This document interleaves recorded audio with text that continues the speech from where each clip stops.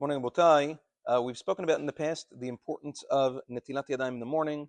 Any Jew who's Shomer Torah Mitzvot knows about the importance of doing Netilat Yadayim as soon as we wake up in the morning. There are different minhagim. Some people do it right next to the bed. Some people do it a little bit later. But everybody knows that they have to do Netilat Yadayim as soon as they wake up in the morning, without exception. And everybody knows not to touch anything before they do that. Obviously, besides for clothing and things of that nature, but foods, beverages, orifices of the body, certainly a person wouldn't touch beforehand. The question becomes, and this is a question that Maran Zichron Baruch discusses in Yabiya Omer Chilik Aleph, what happens if you have, this doesn't apply to Goyim because the evil spirit doesn't rest on Goyim. The question becomes, what happens if you have a Jew who wakes up in the morning and he didn't do Netilat Yadayim, and then he goes ahead and he touches food?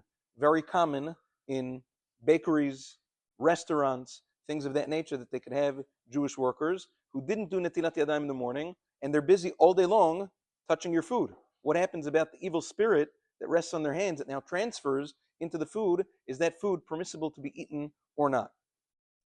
Be'emet, according to Maran Achida in Birkei Yosef, according to the Gaon Mivilna and others, there's reason to prohibit such food from consumption because of the evil spirit that rests on the food.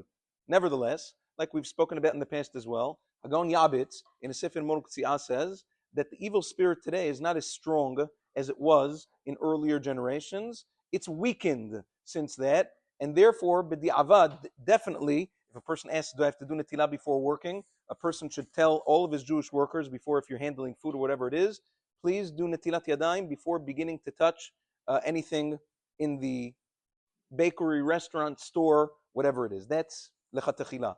But if they didn't, Maran Zichron Baruch says, besides for the fact that the evil spirit has been weakened, there's another reason to permit the food for consumption. And that is, he brings a raya from the Gemara in Masechet Avodah Zarah. The Gemara says that people used to crush grapes. When they used to make wine, they used to crush grapes with their feet. Now the question becomes, hey, wait a second, the Mekubalim write, you know that when we wake up in the morning, not only does the evil spirit rest on our hands, it rests on our feet as well.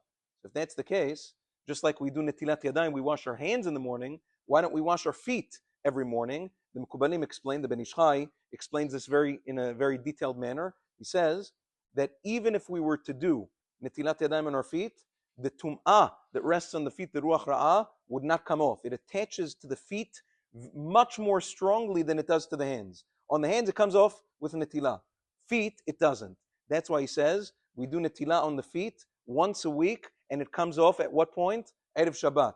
When you take a shower on Erev Shabbat, on Friday afternoon before Shabbat, you should make sure to wash your feet very well, and at that point, the Ruach Ra'ah that rested on the feet all week comes off then. Therefore, he says, in those times, how come people weren't concerned if Ruach Ra'ah is even stronger on the feet than it is on the hands, and they used to crush the grapes for making wine using their feet? What about the Ruach Ra'ah of the feet that were touching the feet that were touching the grapes? So he says, obviously, we see from here that even a regular washing was enough to remove the Ruach Ra'ah, and therefore, even if you have employees in a bakery and restaurant, even if they don't do Netilat Yadayim in the morning, there's no person in the world that shows up to work without at least having washed their hands, face, something in the morning, and therefore that's enough to remove whatever Ruach Ra'ah was on the hands, and therefore the food will be permissible for consumption. And therefore, la'alacha.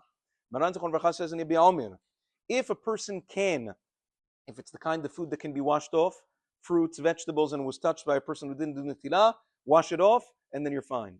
If it's the kind of food that cannot be washed off, if it's bread, if it's a pastry, if it's a prepared food that cannot be washed off, b'di'avad, the halacha is that that food is permissible for consumption because of the reasons that we said.